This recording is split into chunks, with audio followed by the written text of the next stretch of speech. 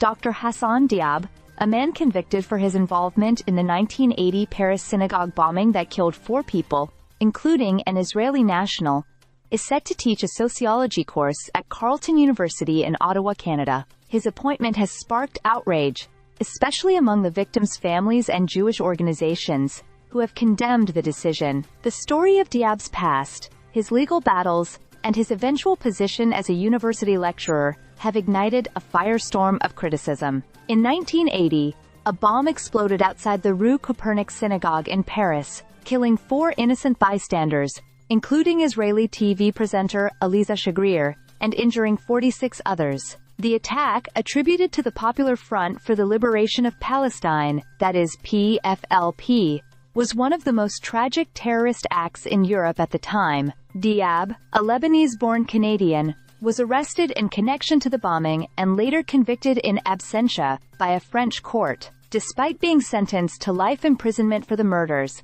Diab continues to live in Canada, avoiding extradition due to a series of legal maneuvers. Diab's legal journey is filled with twists. He fled France in the years following the bombing, and moved to Canada, where he later became embroiled in a prolonged extradition battle. For 6 years, he fought French authorities' requests to bring him to trial. Finally, after being extradited in 2014, Diab spent 2 years under house arrest in France before fleeing back to Canada. In 2020, a French court, sitting in absentia, convicted him for the bombing, sentencing him to life in prison. Despite an international arrest warrant for his capture, Diab remains free in Canada. Despite these legal entanglements, Diab was appointed to teach at Carleton University, where he will lead a course titled Social Justice in Action.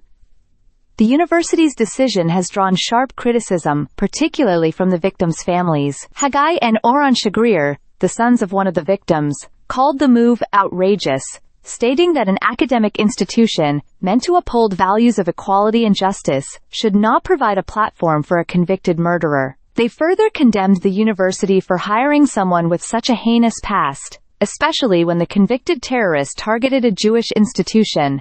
The anger over Diab's appointment has not been limited to the Shagrir family. Israeli Consul General in Toronto, Idit Shamir, called the decision unconscionable, referring to the tragic loss of her friend's mother, Aliza Shagrir, who was killed in the bombing. Shamir expressed disbelief that a Canadian university would reward someone convicted of such a heinous crime, and pointed out that every class taught by Diab dishonors the memories of the victims. Jewish organizations, including B'nai B'rith Canada, have also voiced their outrage. They have condemned Carleton University for allowing Diab to teach, calling it an insult to the victims and to Canadians who value justice and the rule of law. B'nai B'rith even launched a petition to demand the immediate dismissal of Diab, urging the university to reconsider its decision. In response, Carleton University has defended its position, with the Department of Sociology and Anthropology expressing support for Diab, claiming he was unjustly accused, and organizing events for him to present his version of the story. The department also previously worked to prevent his extradition, further fueling the controversy. This saga raises important questions about accountability and the responsibility of educational institutions.